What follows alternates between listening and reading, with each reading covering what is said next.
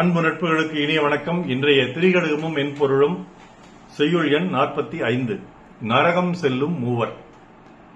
ஆற்றானை ஆற்று என்று அழைப்பானும் அன்பின்றி ஏற்றார்க்கு ஈவ கரப்பானும் கூற்றம் வரவு உண்மை சிந்தியாதானும் இம்மூவர் நிறையத்துச் சென்று வாழ்வார்.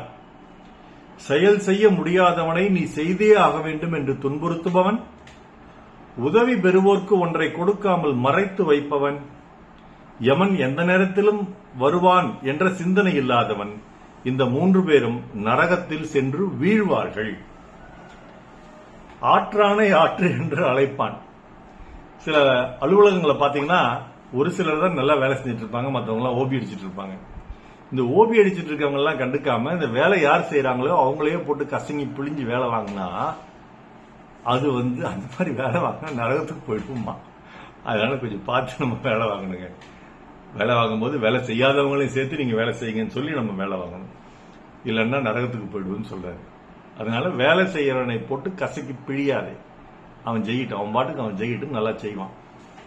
அடுத்து 2வது விஷயம் என்ன சொல்றாருன்னா, ஒருத்தன் உண்மையிலேயே ஏழையா இருக்கிறான், எனக்கு ஏதாவது ஒரு உதவி பண்ணுங்கன்னு கேட்கறான். அப்படி இருக்கவனுக்கு உதவி பண்ணாம எடுத்து மறைச்சு ஒளிச்சு வைக்கிறோம் இல்லையா. நம்ம கிட்ட இருக்கிற சாப்பாடு ஆகட்டும், அல்லது பணம் ஆகட்டும், அல்லது பொருள் ஆகட்டும், வேற எதுவாகட்டும், அதை எடுத்து ஒளிச்சு வைக்கிறோம் இல்லையா. உண்மையிலேயே உதவி தேவைப்படும் கொடுக்காம அவனும் நரகத்துக்கு தான் போவானா. இது 2வது. 3வது விஷயம் என்ன சொல்றாருன்னா, யமன் எவ்வளவு நமக்கு வருவான் அப்படிங்கறத ஒரு சிந்தனையே இல்லாம நமக்கு பிறகு இன்னும் 100 தலைமுறைகள் நன்றாக வாழ வேண்டும் என்றும் அளவுக்கு ஊழல் செய்து பணத்தை சேர்த்துவது, ஊரை அடிச்சு கொள்ளை போடுவது, எல்லாம் எனக்கே வேண்டும் என்று நினைப்பது, நான் இன்னும் 100 வருடம் நன்றாக வாழ்வேன் என்று எண்ணிக்கொண்டு எல்லா விதமான அக்கிரமங்களும் செய்வது. நல்லது செய்யலாம், நீங்க நடக்கலாம், உணவு கட்டுப்பாடு இருக்கலாம், உடற்பயிற்சி செய்யலாம், யோகா செய்யலாம், நல்லது செய்யலாம், இதெல்லாம் தவறில்லை. யமன் வரும் சிந்தனையே இல்லாமல் செய்யலாம். ஆனா யமன் வரும் சிந்தனையே இல்லாமல் தீமைகள் செய்யறோம்ல. ஏன்னா இப்ப சின்ன வயசுலயே மாரடைப்பு வந்துருதுங்க. குறிப்பா மருத்துவர்களுக்கு இளம் வயதிலேயே வருது. அவர்களுக்கு ஸ்ட்ரெஸ் அதிகமா இருக்கு, அழுத்தம் அதிகமா இருக்கு. அதுக்கு இது கோவிட் தடுப்பூசி ஒரு காரணம்னு பல பேர் சொன்னாலும் பல ஆய்வுகள்ல அது இல்லைங்கிறதும் முடிவா இருக்குது. அதனால நம்மளுடைய வாழ்க்கை முறை மாறிடுச்சு. முதல்ல மாதிரி நம்ம உடற்பயிற்சி செய்யறது இல்ல, உணவு கட்டுப்பாடு இருக்கிறது இல்ல, அழுத்தம் இல்லாமல் வாழ்றதில்ல, சுற்றுப்புற சுகாதாரம் ரொம்ப ரொம்ப மோசமாயிடுச்சு. அன்னைக்கு ஒரு செய்தி படிச்ச, ஓசோன் வாயுமண்டலத்துக்கு வேண்டிய ஓசோன் இப்ப அதிகமா பூமியில் இருக்கா. அந்த ஓசோன் அதிகமா பூமியில் இருக்கிறதுக்கு காரணமும் இப்போ அதிகமாக ஏற்படக்கூடிய மாரடைப்புக்கு ஒரு காரணம்னு சொல்றாங்க.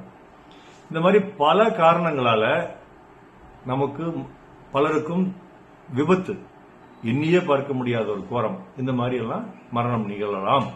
அந்த மரணம்ங்கிறது யமன் வர்றது. அதை பத்தி எந்த சிந்தனையுமே இல்லாம இப்போ ஒருத்தனுக்கு வாழ்ற நாள் தெரியலாம், ஆனா சாகர நாள் தெரிஞ்சா என்னங்க, ஒரே டிப்ரெஷன்ல போய் மன அழுத்தத்துல போய் கத்தி கதறி கண்ணீர் விட்டு அப்படியே அழுது புரண்டுருவான். அதுக்கு பதிலா நம்ம என்னைக்கு வேணாலும் சாகலாம்னு நினைச்சோம்னா நல்லது செய்வோமா செய்ய மாட்டோமா?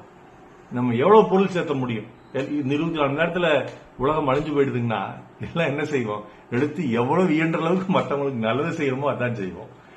அந்த மாதிரி யமன் எப்பொழுது வேண்டுமானாலும் வருமான் என்று சிந்திப்பவன் சொர்க்கத்துக்கு போவான், சிந்திக்காதவன் நரகத்துக்கு போவாங்கிறார். நல்லா அதனால இந்த 3ம் ரொம்ப ரொம்ப முக்கியம். 1, மற்றவனை போட்டு கசக்கி புழியக்கூடாது. 2வது, தேவையானவனுக்கு கொடுக்காம ஒளிச்சு வைக்க கூடாது. 3வது, மரணம் என்ற ஒன்று உள்ளது என்பதை எண்ணி நல்லது செய்ய வேண்டும் என்பது ரொம்ப முக்கியம். இது பண்ணாமட்டா நரகத்துக்கு போயிடுவோம், பண்ணுனா சொர்க்கத்துக்கு போயிடுவோம். மீண்டும் செய்யுள்.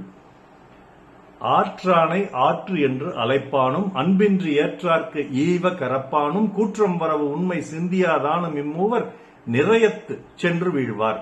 நரகத்தை நிறையம் என்று சொல்கிறார். நாள் சிறக்க நற்றமிழ் வாழ்த்துகள். மருத்துவர் ராமசெல்வரங்கம், ரிஷி நேத்திராலயா, விழிய கடமை, சேலம், கள்ளக்குறிச்சி, அரூர், ஈரோடு, கணதிபாளையம், நாளோடு நன்றி. டாக்டர் செல்வரங்கம் குரல் யூடியூப் சேனல் ஷேர் பண்ணுங்க, லைக் பண்ணுங்க, கமெண்ட் பண்ணுங்க, சப்ஸ்கிரைப் பண்ணுங்க. வணக்கம்.